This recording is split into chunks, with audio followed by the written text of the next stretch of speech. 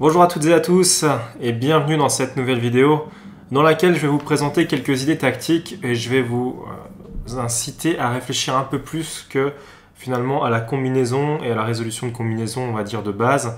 J'aimerais vous amener à une réflexion plus poussée sur ce que ça va apporter à la partie et sur vraiment la finalité, partir de la fin en fait de la partie et non pas du début. Et en fait, c'est souvent la différence entre les joueurs qui sont vraiment forts et les joueurs qui sont un peu moins forts. C'est-à-dire que le joueur fort va vraiment tout prendre en compte, alors que le joueur un peu moins fort, il va avoir une tactique, il va rentrer dedans. Et ça marche, tant mieux, ça marche pas, tant pis. Donc ok.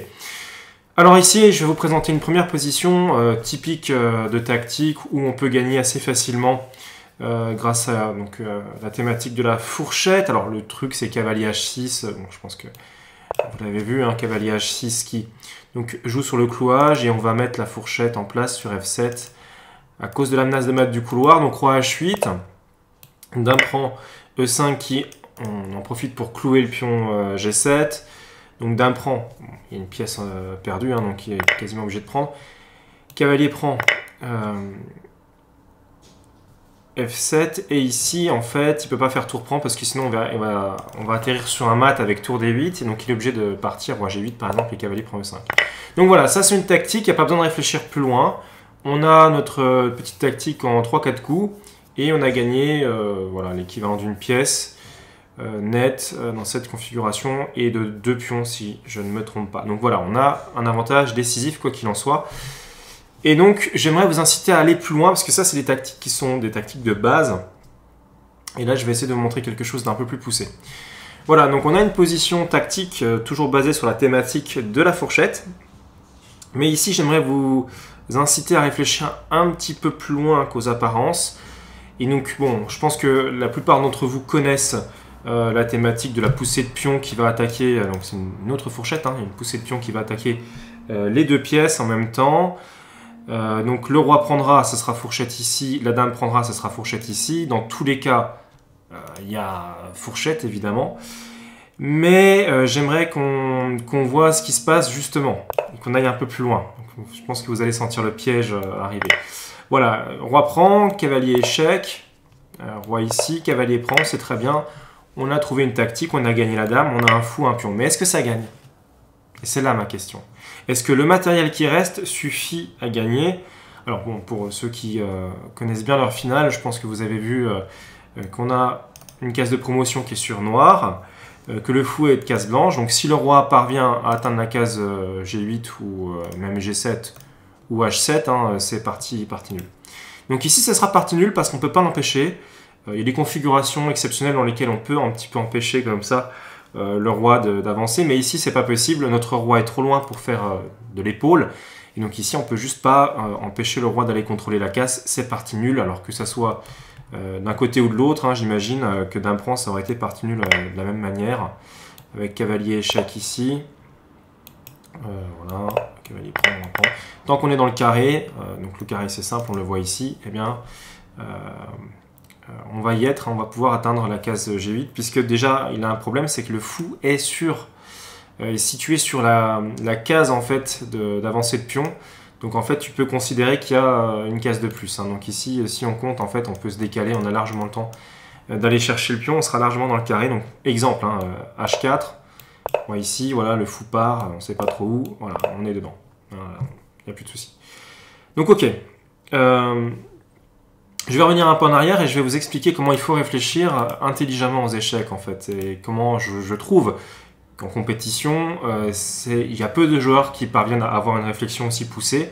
Donc je pense que c'est un bon moyen pour se démarquer des autres et pour gagner des parties là où d'autres peut-être ne verraient pas sentir les subtilités, ne pourraient pas sentir les subtilités. Alors bon, premier point, ok, c'est 4 coups qui forcent. Hein, si on fait pas ces 4, on va quand même avoir une finale compliquée.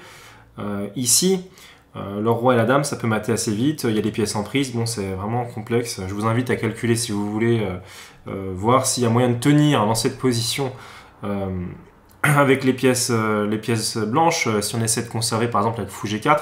Évidemment, ça sera très compliqué parce que le roi va descendre, la dame va menacer des mates. Hein, donc ici, ça sera juste impossible. Alors déjà, une première variante, c'est dame échec, dame G2, et je pense qu'il y a dame G4.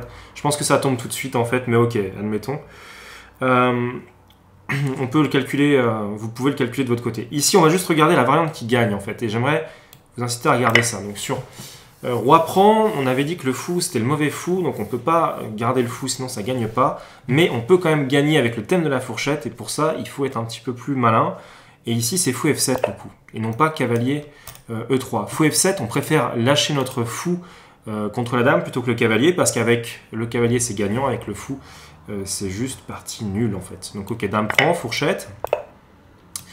Et alors pourquoi est-ce que ça c'est gagnant? Bah, tout simplement parce qu'on pourra protéger le pion en mettant par exemple le cavalier derrière. Exemple tout con, le pion est en H3, le cavalier est en G1. S'il vient prendre le cavalier, le pion va à dame. Et comme il ne peut pas prendre le cavalier, on amène tranquillement notre roi dans la zone de jeu. Et on va pouvoir monter le pion. Et avec le cavalier, ça va mater ou on va aller à dame. Enfin, peu importe, ça va gagner facilement. Donc ça, c'est la première variante. C'est s'il fait roi prend, et s'il fait dame prend, c'est la même chose de l'autre côté. Hein. Donc fou E2, à noter qu'on menace fou prend C4, donc dame prend. Et cavalier D4 qui va faire cette fourchette, fameuse fourchette. Et maintenant, voilà, le roi part, hein, mais cavalier prend, et toujours pareil. Alors je montre pour vraiment donner une illustration de ce que je disais, hein, sur roi ici. Cavalier ici, le roi rentre, mais on va faire ça. Et vous voyez qu'il ne peut pas du tout venir attaquer ce pion. Hein. Voilà, il va venir jouer ça. Et dès qu'il essaie de descendre, voilà, peu importe où, on pousse. Et on va à dame. Donc il est obligé de remonter en fait. Et on a une victoire facile ici. Donc bon, quoi qu'il fasse, ça gagne tout seul. Hein. Voilà. Il faut surtout faire attention de ne pas donner le pion. Mais voilà.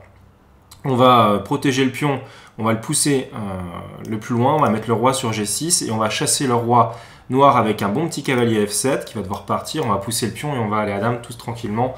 Dans cette configuration. Donc voilà, je voulais juste vous initier un petit peu à cette réflexion profonde.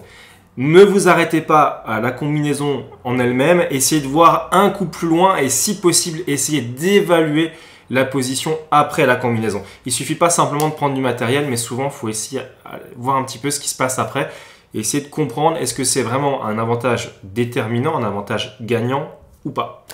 Voilà, donc c'est la fin de cette vidéo, j'espère qu'elle vous a plu. Si c'est le cas, comme toujours, je vous invite à mettre un pouce levé, à me mettre un petit commentaire. Et quant à moi, je vous dis, eh bien, peut-être à bientôt pour de prochaines vidéos. Ciao, ciao!